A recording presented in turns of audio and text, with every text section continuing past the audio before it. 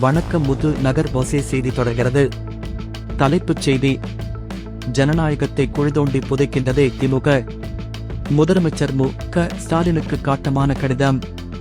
ஜனநாயகத்தை குழிதோண்டி புதைக்கின்றதே திமுக என அக்கட்சியின் தலைவரும் தமிழக முதல்வருமான மு.க. ஸ்டாலினுக்கு இந்தியாவின் சாதாரண குடிமகனாகிய தமிழன் கானா சிவசாமி காட்டமான கடிதம் எழுதியுள்ளார்.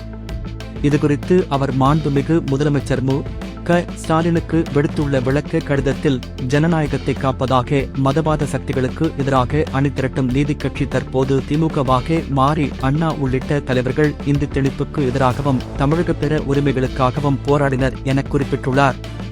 இதனால் திமுக கடந்த 1969 முதல் 1970 வரைகளில் ஆட்சிக்கட்டிலில் ஏறியது.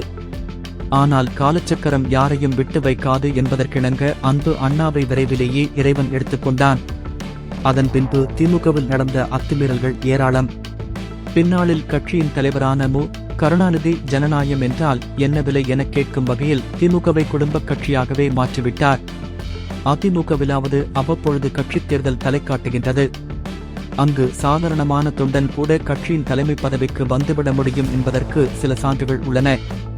ஆனால் திமுகவில் அதற்கான வாய்ப்புகள் என்பது சுத்தமாக இருப்பதாகவே தெரியவில்லை.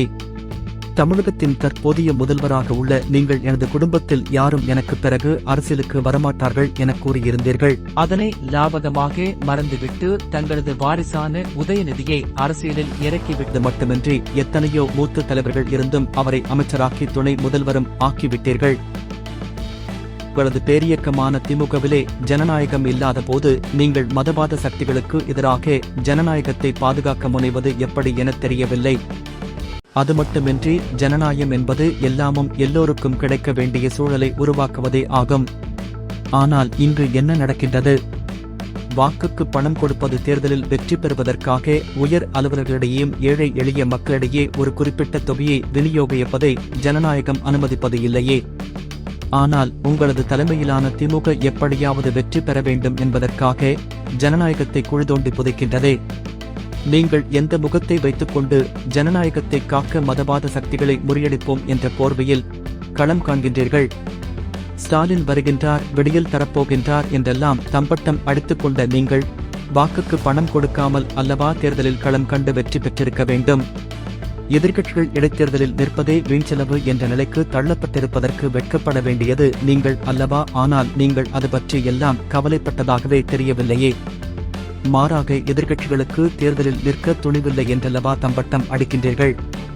ஜனநாயகத்தை பாதாளத்துக்கு கொண்டு சென்றுவிட்டு அதனை காப்போம் என மார்தட்டி காங்கிரசுடன் கைகோர்த்துள்ள நீங்கள் முதலில் உங்களது கட்சியில் ஜனநாயகத்தை வலுப்படுத்த அல்லவா முயல வேண்டும்.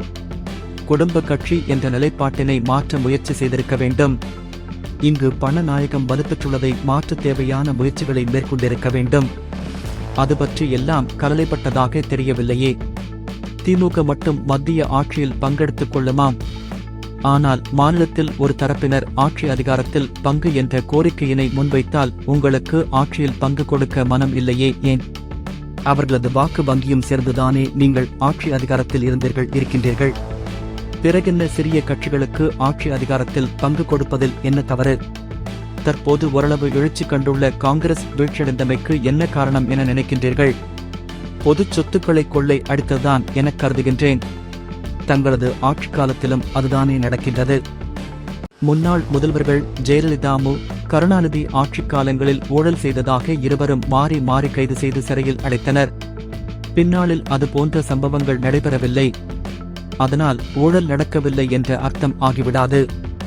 மாறாக உங்களில் யாரும் யாரையும் சீண்ட வேண்டாம், அவரவர் ஆட்சி காலத்தில் அவரவர் பார்த்துக்கொள்வோம், குறுக்கீடு எதுவும் வேண்டாம் என தங்களுக்குள் ஏற்படுத்திக் கொண்ட புரிந்துணர்வு ஒப்பந்தம்தான் என்றல்லவா மக்கள் கருதுகின்றனர்.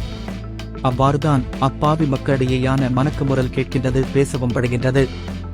முன்னாள் முதல்வர் ஜெயலலிதாவை தடம் புரளச் செய்தது வீணாகிப் போன சசிகலா தரப்பினர். அந்த கட்டுப்பாடுகள் எதுவும் இங்கு தங்களுக்கு இருப்பதாக தெரியவில்லையே. பிறகு ஏன் ஊழலற்ற ஆட்சியினை தங்களால் தர முடியவில்லை? அதிகாரிகள் யாரும் பணம் வாங்காமல் கோப்புகளை தொடுவது கூட கிடையாது. பணம் கொடுத்தால் மட்டுமே தகவல் கூட பெறக்கூடிய நிலை அல்லவா அனைத்து அலுவலகங்களிலும் உள்ளது. ஆனால் நீங்கள் கூறும் மதவாத சக்திகள் தமிழகத்தை தவிர பிற மாநிலங்களில் தொடர்ந்து வெற்றி பெறுகின்றன எவ்வாறு? ஊழல் இல்லாததாலா? பிரதமர் மோடி, அதானி போன்ற ஊழல் பெருச்சாலிகளுக்கு கடன் தள்ளுபடி உள்ளிட்ட நிதிச் சலுகைகள் வழங்குவது போன்ற முறைகேடுகளுக்கு துணை போகாமல் இருந்தால் பாஜக இன்னமும் தனிப்பெரும்பான்மை பெற்றிருக்கல்லவா அதிக வாய்ப்புள்ளது. எவ்வளவு காலம்தான் ஏமாற்றுவார் இந்த நாட்டிலே? புதுதில்லி போன்ற ஒரு ஆட்சி மாற்றம் தமிழகத்திலும் விரைவில் ஏற்பட்டால் மட்டுமே விடிவு பிறக்கும் என்பது எங்களைப் போன்ற சாதாரண மக்களின் எதிர்பார்ப்பு. டாஸ்மாக் கடைகளை மூடுவோம் என்றீர்கள், மூடப்படவில்லை. நீட் விலக்கு என்றீர்கள், நீட் ஒழிந்தபாடில்லை. குறைந்தபட்சம் நீட்டில் தேர்ச்சி பெற்றால் கூட 12ஆம் வகுப்பு தேர்வில் ஒரு குறிப்பிட்ட மதிப்பெண் பெற வேண்டும் என்ற தகுதியினை கூட நிர்ணயிக்க முடியாமல் அல்லவா தமிழக அரசு உள்ளது. கூபத்தை எத்தனை முறைதான் சுத்தப்படுத்துவீர்கள், தீர்வுதான் எட்டப்படவில்லை. தாழ்த்தப்பட்டோர் பழங்குடியின மக்கள் சுமார் 20% இருக்கின்றனர். ஆனால் அவர்களில் இங்கு யாரும் ஆட்சி அதிகாரத்திற்கு வர முடியவில்லை. ஆனால் சிறுபான்மை மக்கள் இங்கு முதல்வராகவும் பிரதமராகவும் வர முடிகின்றது. அதற்கு காரணம் சாதியம் தவிர வேறு என்னவாக இருக்க முடியும்? காங்கிரஸ் கட்சியிலாவது கர்நாடகா உள்ளிட்ட மாநிலங்களில் முதல்வராக தாழ்த்தப்பட்டவர்கள் ஆக முடிகின்றது. ஆனால் சமத்துவம் பேசும் தமிழகத்தில் எஸ்டி மக்கள் யாரும் முதல்வராகவோ தாழ்த்தப்பட்டவர்கள் துறை தவிர பிற துறைகளில் அமைச்சராகவோ கூட ஆக முடியவில்லை. திமுக என்ன சமத்துவத்தை பின்பற்றுகின்றது? நீதி கட்சியிலே நீதி இல்லையே, குடும்பக் கட்சியாகவே முற்றிலும் மாறிவிட்டதே. ஜனநாயகம் இங்கு மலர வாய்ப்பே கிடையாது போன்ற நிலை அல்லவா உள்ளது. உதயநிதி இன்பநிதி என நிதிமயமாகவும் குடும்ப ஆட்சியாகவும் அல்லவா திமுக நிலை உள்ளது. மாற்றம் ஒன்றே மாறாதது என்பார்கள். இங்கு மாற்றத்திற்கே வழியில்லை போலும். பணி நியமனங்களில் ஊழல், பணி செய்வதில் முறைகேடு, ஊழல் குற்றச்சாட்டுக்கு உள்ளான செந்தில் பாலாஜி போன்றவர்கள் அமைச்சர்களாக நியமனம், இதெல்லாம் அதிகார துஷ்பிரயோகம் அல்லவா? அரசு பணியாளர் ஒருவர் கைது செய்யப்பட்டால் 6 மாத காலத்திற்கு பிறகுதான் பணி மறு நியமனம் பெற முடிகின்றது. ஆனால் ஊழல் குற்றச்சாட்டு சுமத்தப்பட்டு ஒரு வருடத்திற்கு மேலாக சிறையில் இருந்த ஒருவரை ஜாமீன் பெற்ற அடுத்த சில நாட்களில் அமைச்சராக்குகின்றீர்கள். அப்படி என்ன அவசரம்? செந்தில் பாலாஜிக்கு ஒதுக்கப்பட்ட துறையினை திறம்பட நடத்த பிற சட்டமன்ற உறுப்பினர்கள் யாரும் திமுகவில் இல்லையா? இவ்வாறு ஏகப்பட்ட குறைபாடுகளையும் ஆட்சியில் உள்ள முறைகேடுகளையும் சுட்டிக்காட்டிக் கொண்டே போகலாம். ஆனால் இங்கு எந்த மாற்றமும் வரப்போவது இல்லை. ஏனெனில் திமுக தொண்டர்கள் அதனை விரும்பவில்லை. தமிழன் கீழ் செயல்படுவதை விட உயர்சாதியினர் துதி பாடுவதில் பெருமை கொள்கின்றான். அதனால் உங்கள் வீட்டில் எத்தனையோ ஆண்டுகள் தொடர்ந்து முதல்வர்கள் வந்து கொண்டுதான் இருப்பார்கள். எல்லாம் விதியின் விளையாட்டு என்றுதான் சொல்ல வேண்டும். விதியினை மதியினால் வெல்லலாம் என்பர். அப்படி ஒரு மாற்றம் தமிழகத்தில் ஏற்பட மக்கள் விரும்புகின்றனர். தமிழகத்தில் அவ்வப்பொழுது ஆட்சி மாற்றம் ஏற்பட்டுக் கொண்டுதான் இருக்கின்றது. அது திமுக அல்லது அதிமுக ஆகவே இருக்கின்றது. இலங்கை, புதுதில்லி போன்றதொரு மாற்றம் ஏற்பட்டால் மட்டுமே தமிழ் மாநிலத்திற்கும் அதன் மக்களுக்கும் விடிவு பிறக்கும் என்பது மட்டும் திண்மம். இத்துடன் முத்துநகர் வாய்ஸ் செய்தி நிறைவடைகிறது. நன்றி, வணக்கம்.